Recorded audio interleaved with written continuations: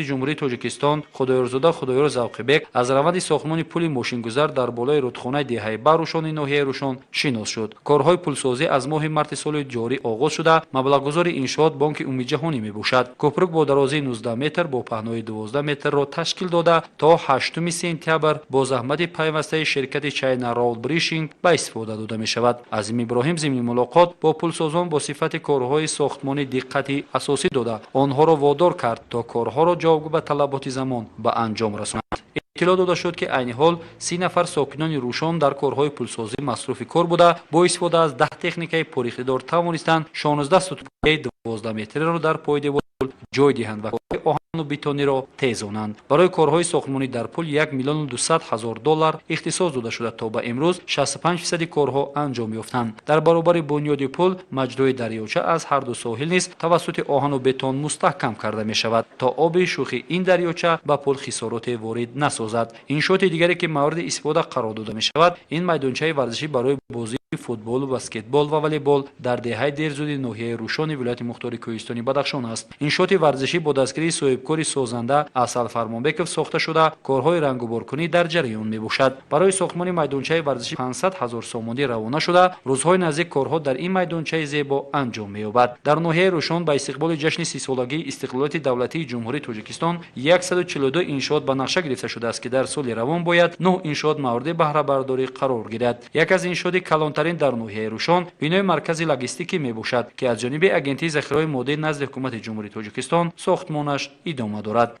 مرکزی لوجستیکی دارای نقطه فروش سوزشواری و گاز مایع و 4 انبار کلان حجم برای ذخیره 1000 تن مساله ساختمانی و مواد غذایی بنیادش انجام یافته کارهای رنگ و بارکنی ادامه دارد. انشاءات در میدان سر زمین بیکارخوابی گسترده امروز 5 ساختمانچی با کارهای رنگ و بارکنی داخل انشاءات سفربر شدند. معاون سروزیر مملکت، وزیر نقلیات جمهوری توجیکستان و دیگر شخصان رسمی از روند سست کارهای آبادانی و کبودگذاری در حدود مرکزی لوجستیکی در ناحیه روشن اظهار نگرانی کردند. دست دادند که شماره کارمندان را هرچی بیشتر زیاد کرده باقی مانده کارهای سازندگی را در بیناهای مرکز هرچی تیزتر انجام بخشند. اطلاع داده شد که تا به سنه 3 آگوست سال جاری 85% کارها انجام یافتند و خلاص. معاون سروزیر کشور به مسئولین ساحه دستور داد که کارهای موفرسازی را در حدود پیش بینا وسعت دهند. در بینای اساسی مرکزی لوجستیکی آشخانه برای 40 جای، مهمانخانه برای 25 کس و اتاقهای کاری در بر میگیرد. کارهای ساختمان در انشاءات جشنی جمعیت دارای مسئولیتش محدود پارستاز به ذمه دارد و مسئولین ساحه دستور دادند که کار را در 3 بخش به راه مانده کارهای روشنسازی را نیز در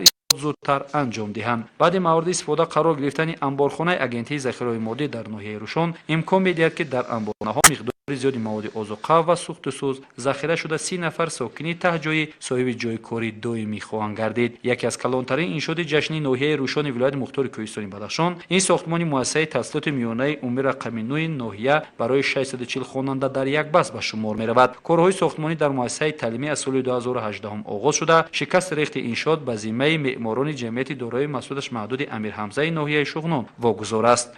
کارهای رنگ و بارکنی در بینای مؤسسه جریان داشته 170 نفر کارگر در کارهای ساختمانی سرگرم هستند. تا به امروز 95% کارهای سازندگی در کارهای تعلیمی به انجام رسیده. کارهای آرایشی در تالار ورزشی مجلسگاه با مرام پیش میروند. مؤسسه تحصیلات میانه عمر رقم 9 مرکزی ناحیه روشن دارای 30 صنفخانه تعلیمی برای فنهای دقیق از جمله فیزیک، کیمیا، ریاضی و صنفخانه تکنولوژی اینفرماسیونی هنرآموزی را در پی داشته با نوترین تجهیزات حاضر زمانی خانش تامین خواهند گردید. زیرنسای معاون سروزیر کشور عظیم ابراهیم از صنفخانه‌های تعلیمی و کارهای و سبز و خرمگردانی مؤسسه توجه ظاهر کرد. اطلاع داده شد که پیمانکار انشاء دیرکسیون ساختمان انشاءات حکومتی دستگاه اجرایی پرژیم توجیهستان به طبق لایحه برای بنیاد مؤسسه زمانوی بیش از 20 میلیون سومانی روانه ساخته است. قید کرده شد که مؤسسه دارای کتابخانه الکترونی و آشخانه و دیگر بناهای آرایشی بوده با نظام یگانه گرمایدهی مستقل بنا را در فصل زمستان توسط انگشتن گرم خواهد نمود. ضمن شناسایی از روند کارهای ساختمانی معاون سروزیر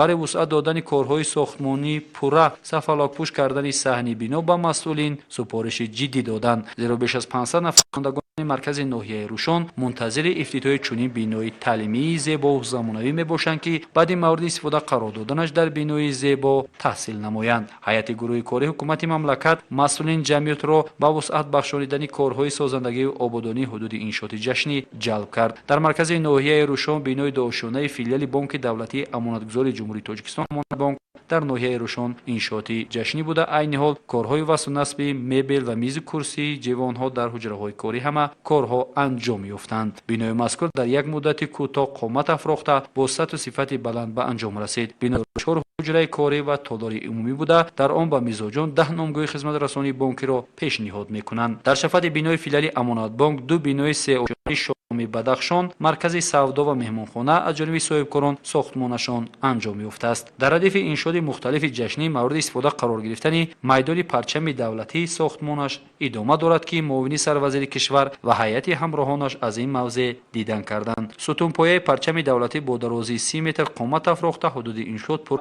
سبز خرم گردانیده شده. با شناندن درختان آرایشی و جایهای گشت و گذار این مکان سفالک پوشیده است. پرچم دولتی یکی از مقدسات دولتداری تاجیکان محسوب می‌یابد که در یک گوشه خوشبود هوا بنیاد گردیده مکانی دلفریب برای سیر و گشت ساکنان مرکز ناحیه روشن تبدیل خواهد شد. مهمانان ضمن باز به مسئولین ساحه برای وسعت دادن کارهای سازندگی و چراغان و گذاشتن در حدود موضع پرچم دولتی مصلحت دادند. در آباد زیبا کردن حدود این موضع شماره زیادی جوانان ناحیه سفربر شده. احتمال می‌رود که در روزهای جشن انتظار میدان پرچم دولتی مورد استفاده قرار داده شود.